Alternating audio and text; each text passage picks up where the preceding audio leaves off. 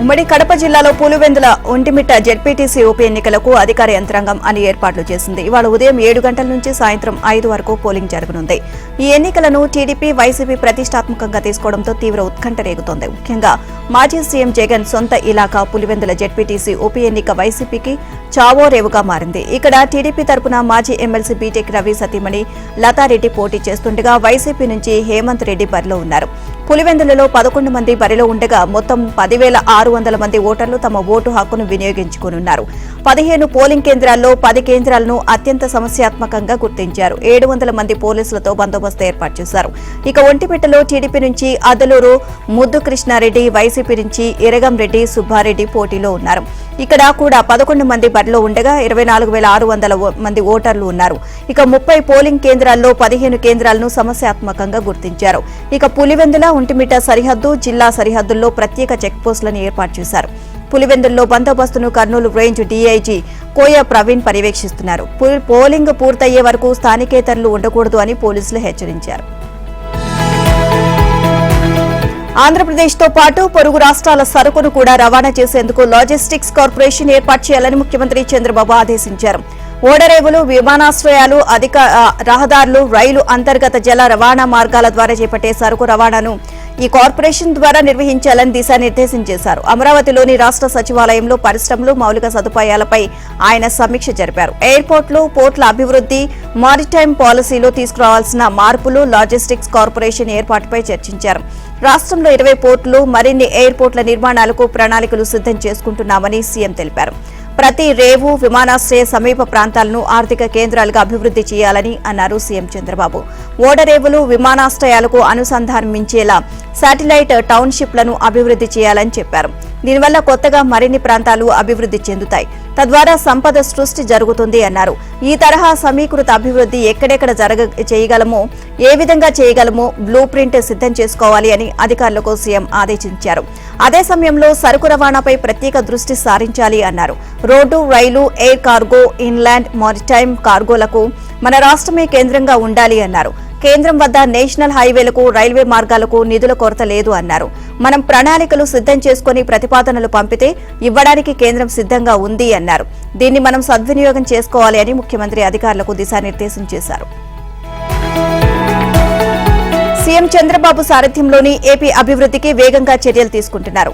రాష్ట్ర పురోగతికి కేంద్రం పూర్తి మద్దతు అందిస్తోంది అని ప్రధాని నరేంద్ర మోదీ హామీ ఇచ్చారు. ఇక ఆపరేషన్ సింధూర్ను విజయవంతం చేసినందుకు, అమెరికా విధించిన టారిఫ్ల నుంచి రైతన్నల ప్రయోజనాలు కాపాడతానని ప్రకటించినందుకు టీడీపీ ఎంపీలు మోదీని పార్లమెంట్లో కలిసి అభినందనలు తెలియజేశారు. కేంద్ర మంత్రులు రామ్మోహన్ నాయుడు, పెమ్మసాని చంద్రశేఖర్తో సహా టీడీపీ ఎంపీలందరూ మోదీని కలిసి సత్కరించారు.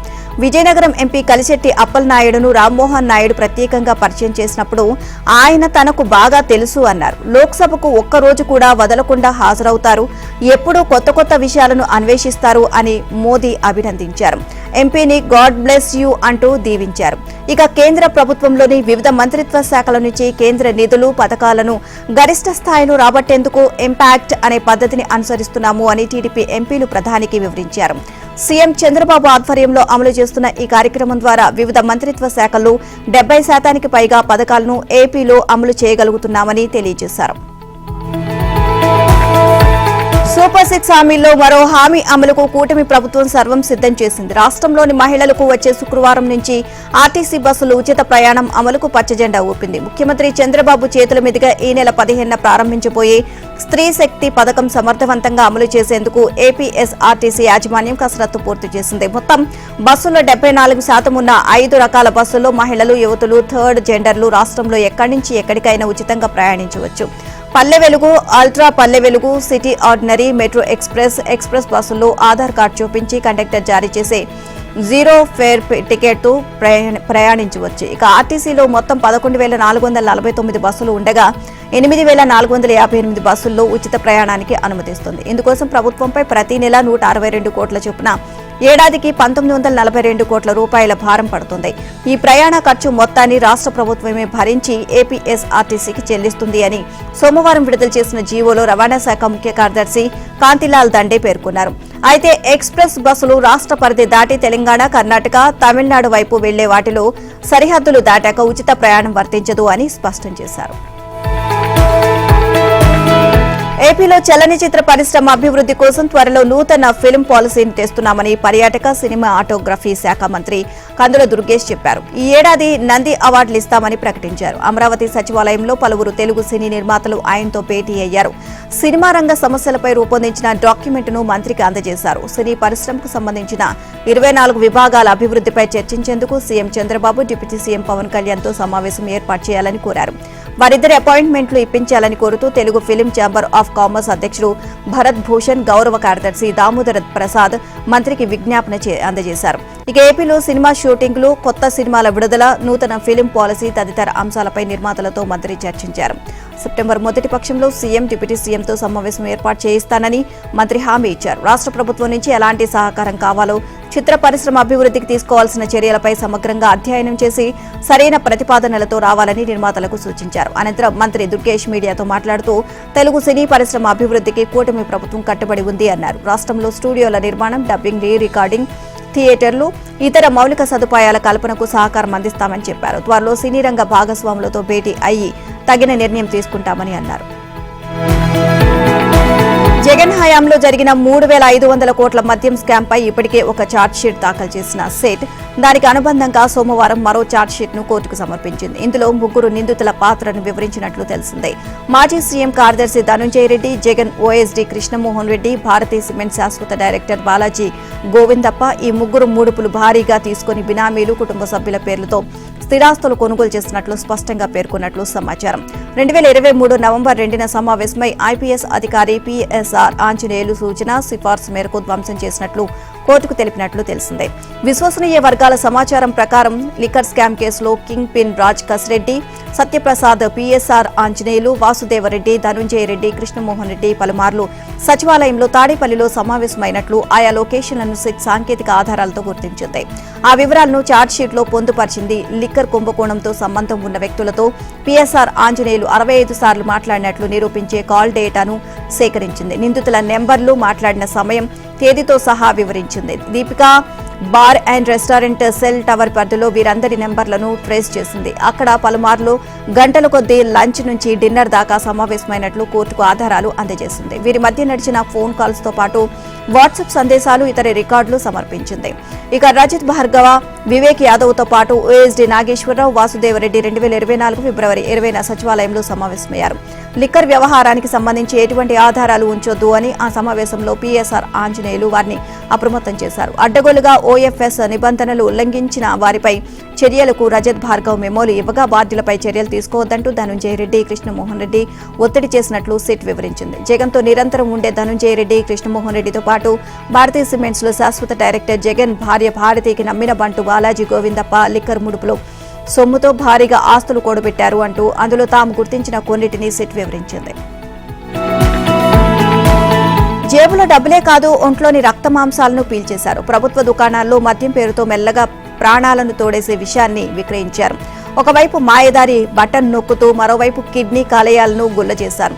సరిగ్గా శుద్ధి చేయని నాసిరకం మందును అంటగట్టి మనుషుల ప్రాణాలతో చెలగాటమాడారు.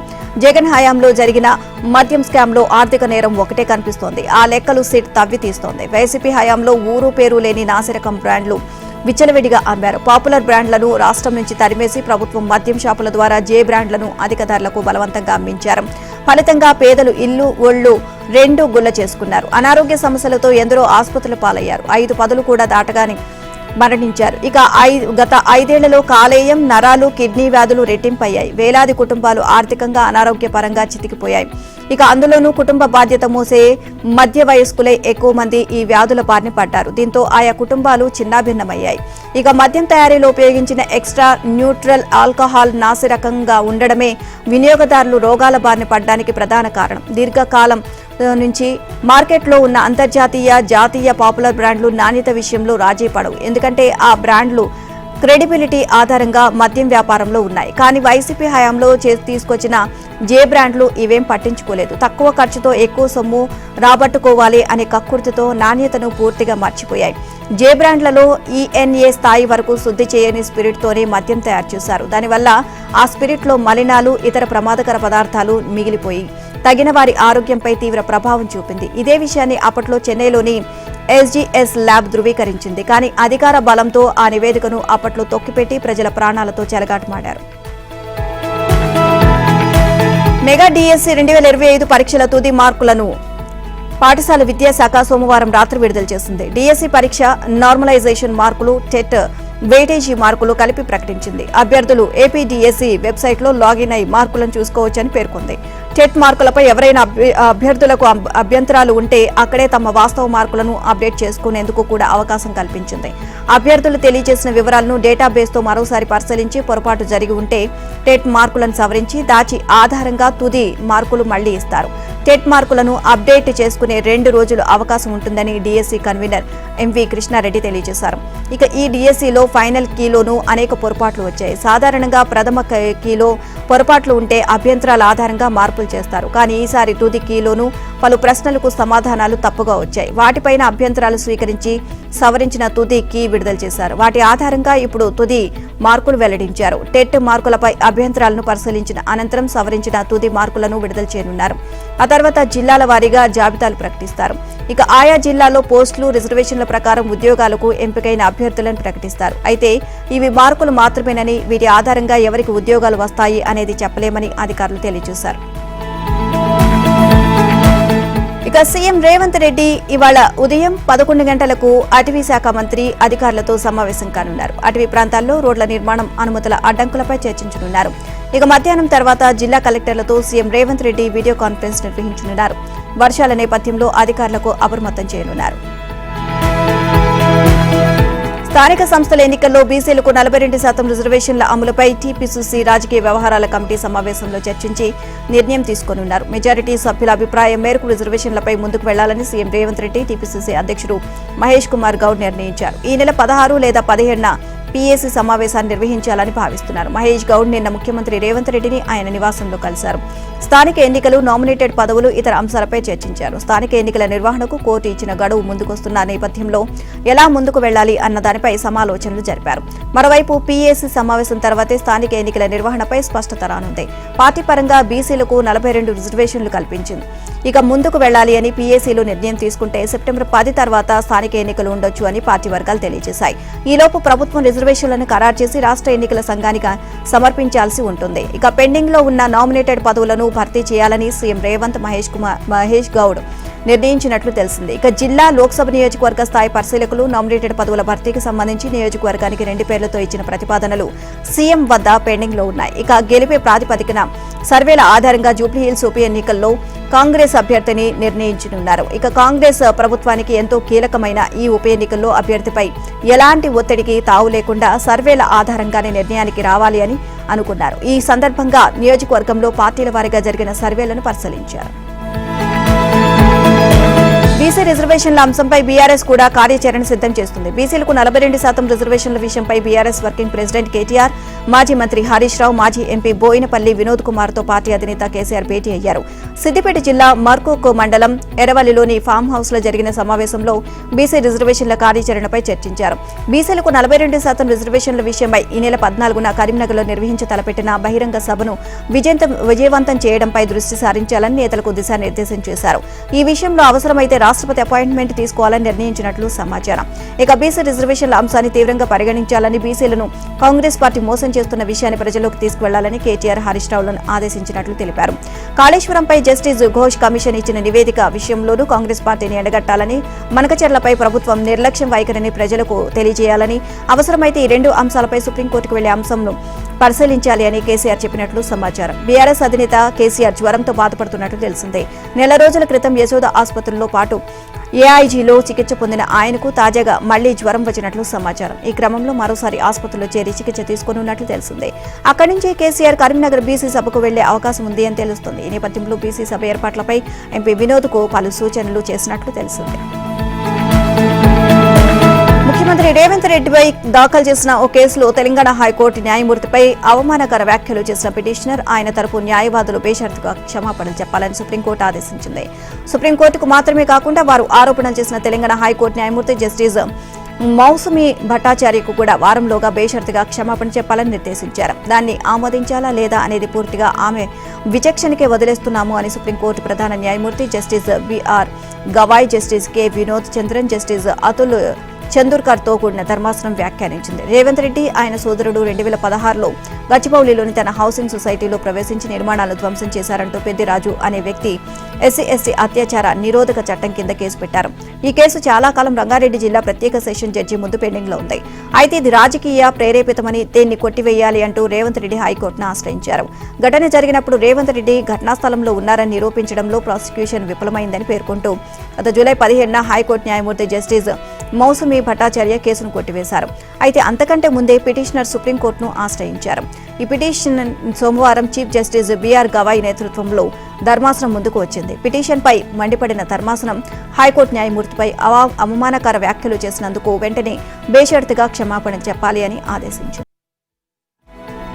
సృష్టి కేసులో సూత్రధారి డాక్టర్ నమ్రతకు ఒచ్చు బిగుస్తోంది. అక్రమ సరోగసి, ఐవీఎఫ్, శిశువుల అక్రమ రవాణాలో కోట్లాది రూపాయలు భారీగా ఆస్తులు కూడబెట్టినట్లు దర్యాప్తు బృందం గుర్తించింది. సృష్టి ఫర్టిలిటీ పేరుతో బాధితుల నుంచి డిజిటల్ లావాదేవీలు, నగదు లావాదేవీలు జరిపినట్లు పోలీసులు దర్యాప్తులు తేల్చారు. తెలుగు రాష్ట్రాల్లోని కాకుండా ఒరిస్సా, వెస్ట్ బెంగాల్లో కూడా డాక్టర్ నమ్రత అక్రమ సామ్రాజ్యాన్ని విస్తరించినట్లు అధికారులు దర్యాప్తులో తేల్చారు. నమ్రతకు సరోగసి, ఐవీఎఫ్ సర్జరీలకు సహకరించిన వారు నగదు లావాదేవీల వ్యవహారంలో బినామీలపై నిఘా పెట్టారు. డాక్టర్ నమ్రత బినామీల ఆస్తులు, బ్యాంక్ అకౌంట్లపై అధికారులు దృష్టి సారించినట్లు తెలుస్తోంది. ఇక సరోగసి పేరుతో మోసపోయామని బయటకొస్తున్న బాధితుల సంఖ్య ఎక్కువగానే ఉంటుంది. మొదటిగా రాజస్థాన్కు చెందిన జంట సృష్టి వ్యవహారం బయటకు తీసుకురావడంతో మరికొంతమంది సృష్టి మోసాలపై ఫిర్యాదులు చేస్తున్నారు. నల్గొండకు చెందిన జంట 11 లక్షలు, ఓ ఎన్ఆర్ఐ జంట 19 లక్షలు, హైదరాబాద్కు చెందిన జంట నుంచి 16 లక్షలు, అదేవిధంగా మరో జంట నుంచి 12.5 లక్షలు వసూలు చేసినట్లు దర్యాప్తులో తేలింది. కాస్త వాన పడితే చాలు హైదరాబాద్ మహానగరంలో రహదారులపై వరద చేరుతుంది. నీళ్లు నిలిచిపోయిన చోట వాహనాలు ముందుకు కదల్లేక ట్రాఫిక్ స్తంభించిపోతుంది. ఈ సమస్యకు చెక్ పెట్టేందుకు ప్రభుత్వం భారీ భూగర్భ నీటి సంపుల మార్గం పట్టింది. ఓ రకంగా రోడ్డు మీద చిన్నపాటి చెరువులు నిర్మిస్తోంది. వాన నీరు వాటిలోకి చేరి రోడ్లపై ట్రాఫిక్ ఇబ్బంది తప్పడమే కాకుండా సంపుల నుంచి నీళ్లు భూమిలోకి ఇంకే ఏర్పాట్లతో భూగర్భ జలాలు పెరిగేలా చర్యలు చేపడుతుంది. తరచూ నీళ్లు నిలుస్తున్న ప్రాంతాలను గుర్తించిన అధికారులు సీఎం రేవంత్ రెడ్డి ఆదేశాల మేరకు భూగర్భ సంపుల నిర్మాణం చేపట్టారు. ఇక హైదరాబాద్ లో భారీగా వరద నీరు నిలిచే ప్రాంతాలు 144 ఉన్నాయి. అందులో 50 చోట్ల సమస్య ఎక్కువగా ఉంది. సమీపంలో నాలాలు, డ్రైన్లు ఉన్న చోట నీటిని మళ్లించే చర్యలు చేపడుతున్నారు.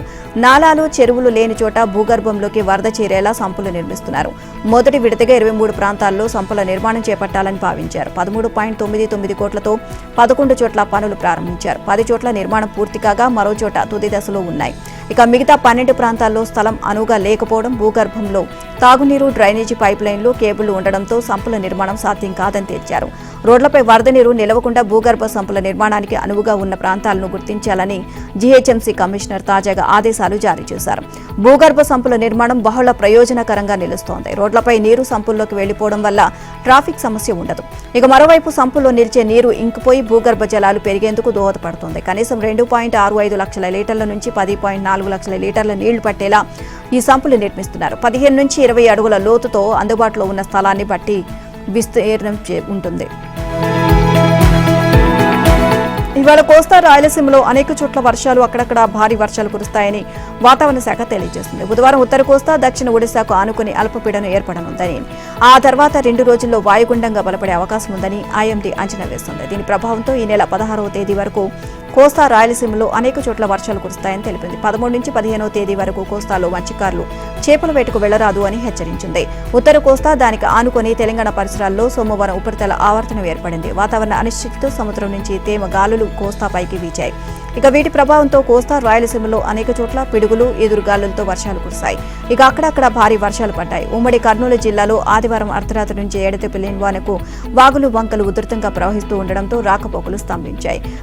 కుందు నది ప్రమాదకర స్థాయిలో ప్రవహిస్తోంది. నది పరివాహక ప్రాంతాల్లోని వరి, మినుము, మొక్కజొన్న పంటలు పూర్తిగా నీట మునిగిపోయాయి.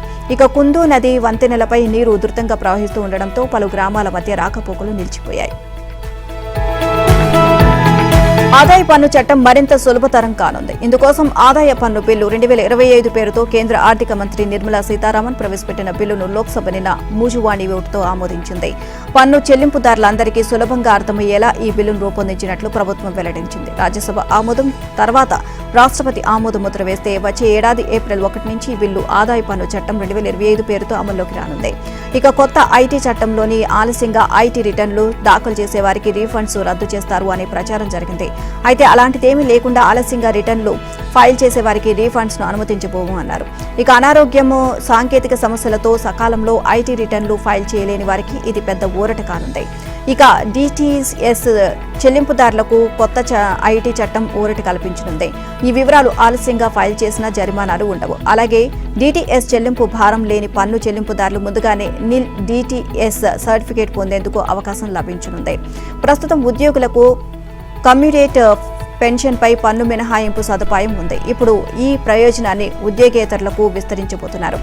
ఎల్ఐసి పెన్షన్ ఫండ్ వంటి ప్రత్యేక ఫండ్స్ నుంచి ఒకేసారి ఏక మొత్తంలో పెన్షన్ అందుకునే వారికి ఈ ప్రయోజనం లభిస్తుంది. ఇక కొత్త చట్టంలో ప్రస్తుత ఆదాయ స్లాబ్లు యథాతథంగా ఉండనున్నాయి. ఇక పార్లమెంటు ఉభయ సభలను నేడు నిరవధికంగా వాయిదా వేసే అవకాశాలు ఉన్నట్లు తెలుస్తుంది. వర్షాకాల సమావేశాలను ఈ నెల 21 వరకు కొనసాగించాలని కేంద్రం ముందుగా నిర్ణయించిన వారం రోజుల ముందే వాయిదా వేయనున్నట్లు అధికార వర్గాలు తెలియజేశాయి. బీహార్లో ఓటర్ల జాబితా విస్తృత సవరణ, దేశవ్యాప్తంగా ఓట్ల చోరీపై ప్రతిపక్షాల నిరసన ఉధృతం కావడం, గత 3 వారాలుగా ఉభయ సభలు స్తంభించకపోవడంతో ఆత్మరక్షణలో పడిన కేంద్రం ఈ నిర్ణయం తీసుకున్నట్లు సమాచారం.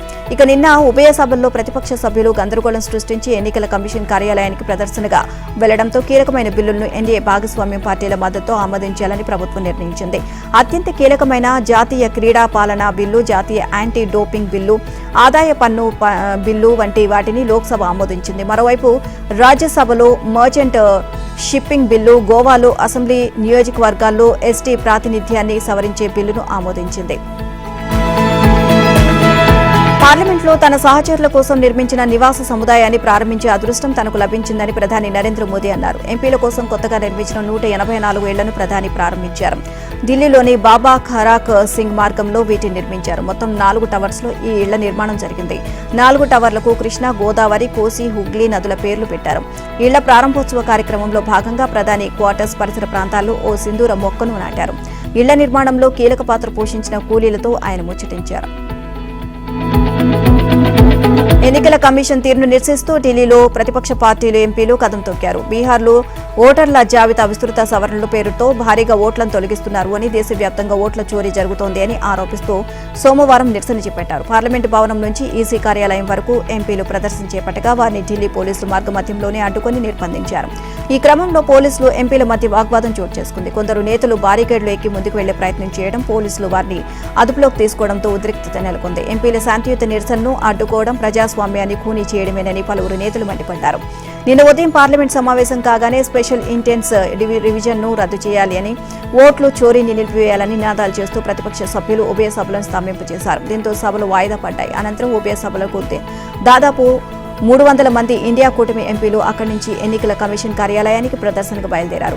ఇక కేంద్రంలోని మోదీ ప్రభుత్వంలో ఎన్నికల కమిషన్ కుమ్మక్కై బీజేపీని గెలిపిస్తోంది అని ఆరోపించారు. పార్లమెంటు మకర ద్వారం నుంచి బయలుదేరి ప్రదర్శనగా వెళ్తుండగా పోలీసులు అడుగడుగునా బారికేడ్లు ఏర్పాటు చేసి వారిని అడ్డుకున్నారు. ఇక తమది రాజకీయ పోరు కాదని, రాజ్యాంగాన్ని కాపాడేందుకు చేస్తున్న యుద్ధమని రాహుల్ గాంధీ అన్నారు. దేశంలో ఓట్లను కొల్లగొట్టి బీజేపీకి అనుకూలంగా ఎన్నికల కమిషన్ వ్యవహరిస్తున్న తీరుపై తాము పోరాడుతున్నామని చెప్పారు. ఎన్నికల కమిషన్తో తాము మాట్లాడలేకపోతున్నామనేది వాస్తవమని, తమకు స్వచ్ఛమైన, నిజమైన ఓటర్ల జాబితా రావాలని డిమాండ్ చేశారు. ఒకే వ్యక్తికి ఒకే ఓటు ఉండాలి అన్న దానిపై తాము పోరాడుతున్నామని, వాస్తవాలను దేశ ప్రజలకు తెలియజేశామని చెప్పారు. ఇక ఓట్ల చోరీపై తాము శాంతియుతంగా ప్రదర్శన చేస్తుంటే ప్రభుత్వం ఎందుకు భయపడుతోందో తెలియడం లేదు అని ఖర్గే అన్నారు. కర్ణాటక కాంగ్రెస్ ప్రభుత్వంలో సహకార శాఖ మంత్రిగా ఉన్న కేఎన్ రాజన్న రాజీనామా చేశారు. ఈ మేరకు రాజీనామా లేఖను ముఖ్యమంత్రి సిద్దరామయ్యకు సమర్పించారు. డిప్యూటీ సీఎం డీకే శివకుమార్ మద్దతుదారుల నుంచి తీవ్ర వ్యతిరేకత నేపథ్యంలో ఆయన పదవికి రాజీనామా చేయాల్సిన పరిస్థితి వచ్చిందని లేఖలో ప్రస్తావించినట్లు తెలుస్తోంది. ఇక ఈసీపై కాంగ్రెస్ నేత రాహుల్ గాంధీ తీవ్ర విమర్శలు గుప్పిస్తున్నారు. ఎన్నికల సంఘం పక్షపాతంతో వ్యవహరిస్తోందని, బెంగళూరు సెంట్రల్ వంటి కీలక నియోజకవర్గాల్లో పార్టీ ఓటమికి ఓట్ల చోరీయే కారణమని ఆరోపించారు. అయితే రాహుల్ వ్యాఖ్యలను మంత్రి రాజన్న వ్యతిరేకించారు. దీంతో రాజన్నపై అటు కాంగ్రెస్ అధిష్టానం, ఇటు డీకే శివకుమార్ వర్గం తీవ్రంగా మండిపడింది. ఈ క్రమంలో ఆయన రాజీనామా చేయాల్సి వచ్చినట్లు సమాచారం. దేశ రాజధానిలో పెద్ద బెడదగా మారిన వీధి కుక్కల సమస్యపై సుప్రీంకోర్టు సుమోటోగా స్పందించింది. ఢిల్లీ ఎన్సీఆర్ పరిధిలో ఒక్క కుక్క కూడా వీధుల్లో కనిపించడానికి వీల్లేదని, వాటన్నిటినీ తక్షణం షెల్టర్లకు తరలించాలి అని అధికారులను ఆదేశించింది. ఈ తరలింపు ప్రక్రియకు అడ్డుపడే సంస్థలపై కఠిన చర్యలు తప్పవని హెచ్చరించింది. ఇందులో మినహాయింపులకు తావులేదని తేల్చి చెప్పింది. వీధి కుక్కల దాడుల వల్ల ఢిల్లీ ఎన్సీఆర్ల పరిధిలో ర్యాబిస్ మరణాల సంఖ్య పెరుగుతోంది అన్న ఆందోళనలు వినిపిస్తున్నాయి. దీనిపై పత్రికలు, మీడియాలో వచ్చిన వార్తల ఆధారంగా justice JB Pardiwala, justice R మహదేవన్లతో కూడిన ధర్మాసనం విచారణ చేపడుతుంది. ఈ విషయంలో కేంద్ర ప్రభుత్వం వాదనలను మాత్రమే తాము పరిగణలోకి తీసుకుంటామని, సునక ప్రియుల పిటిషన్లను పట్టించుకోబోము అని బెంచ్ స్పష్టం చేసింది. ప్రజా ప్రయోజనాలను దృష్టిలో పెట్టుకుని ఈ ఆదేశాలు జారీ చేశామని ధర్మాసనం పేర్కొంది. వీలైనంత త్వరగా ఢిల్లీలోని అన్ని ప్రాంతాల నుంచి కుక్కలను దూర ప్రాంతాలకు తరలించాలని అధికారులను ఆదేశించారు. ఇక స్టెరిలైజేషన్ జరిపిన తర్వాత కూడా కుక్కలను వదిలిపెట్టొద్దు అని జస్టిస్ పార్థివాలా తేల్చి చెప్పారు. ఈ సమస్యపై ఎటువంటి చర్యలు చేపట్టేందుకు వీలున్నదో అమికాస్ క్యూరీ గౌరవ్ అగర్వాల్ చెప్పే ప్రయత్నం చేయగా, కొంతకాలానికి అన్ని నిబంధనలు పక్కన పెట్టి అన్ని ఏరియాల్లో కుక్కలను పట్టుకుని షెల్టర్లకు తరలించాలని ఆయన తెలిపారు. ఈ పనులను పౌర సంస్థలు చేయగలిగితే సరేనని, లేదంటే ప్రత్యేక బృందాలు నియమిస్తామని బెంచ్ అనగా కోర్టు నిర్ణయాన్ని తూచా తప్పక పాటిస్తామని ఢిల్లీ ప్రభుత్వ అధికారులు తెలియజేశారు. సనాతన ధర్మానికి వ్యతిరేకంగా మాట్లాడినందుకు ప్రముఖ నటుడు కమల్ హాసన్ పై తమిళ సీరియల్ నటుడు రవిచంద్రన్ సంచలన వ్యాఖ్యలు చేశారు. కమల్ హాసన్ తల నరికేస్తానని బహిరంగంగా హెచ్చరించారు. దీంతో రవిచంద్రన్ పై కమల్ పార్టీ నేతలు పోలీసులకు ఫిర్యాదు చేశారు. సీరియల్ నటుడి నుంచి కమల్ హాసన్ కు ప్రమాదం ఉందని, అతనిపై కఠిన చర్యలు తీసుకోవాలని డిమాండ్ చేశారు. అమెరికా పర్యటనలో ఉన్న పాకిస్తాన్ సైన్యాధిపతి ఆసిమ్ మునీర్ భారత్ పై చేసిన అణు బెదిరింపులకు ఇండియా ధీటుగా బదిలిచ్చింది. పాకిస్తాన్ అణ్వాయుధాలు కలిగిన ఉన్మాద దేశమని తీవ్రస్థాయిలో విరుచుకుపడింది. అమెరికా అండ చూసుకుని ఇప్పుడు పాకిస్తాన్ తన అసలు రంగు చూపిస్తోంది అని దుయ్యబట్టింది. ఈ మేరకు కేంద్ర విదేశాంగ శాఖ ఓ ప్రకటన విడుదల చేసింది. దేశ భద్రత కోసం అన్ని చర్యలు తీసుకుంటామని తెలిపింది. అణ్వాయుధాల వినియోగంపై బెదిరింపులు చేయడం పాకిస్తాన్కు అలవాటే. ఇలాంటి వ్యాఖ్యలతో ఆ దేశం ఎంత దుర్మార్గంగా వ్యవహరిస్తుందో అంతర్జాతీయ సమాజం అర్థం చేసుకోవాలి. పాక్ అణ్వాయుధాలపై ఎవరి నియంత్రణ ఉందో దీన్ని బట్టి స్పష్టమవుతోంది. అక్కడ సైన్యం ఉగ్ర ముఠాలతో చేతులు కలిపింది. ఇక అమెరికా గడ్డపై మునీర్ ఇలాంటి వ్యాఖ్యలు చేయడం విచారకరం. అయితే ఇలాంటి అణు బెదిరింపులకు భారత్ భయపడదు. దేశ భద్రత కోసం ఎలాంటి చర్యలకైనా వెనుకాడబోం అని భారత్ విదేశాంగ శాఖ స్పష్టం చేసింది. అంతకుముందు కేంద్ర ప్రభుత్వంలోని ఉన్నత స్థాయి వర్గాలు కూడా ఈ వ్యాఖ్యలపై స్పందించాయి. పాక్ మిలిటరీకి అమెరికా మద్దతిచ్చినప్పుడల్లా వారు తమ నిజ స్వరూపాన్ని బయటపెడుతూనే ఉంటారు. పాకిస్తాన్లో ప్రజాస్వామ్యం లేదని దీన్ని బట్టి చూస్తే తెలుస్తోంది. ఆ దేశాన్ని సైన్యమే నియంత్రిస్తోంది.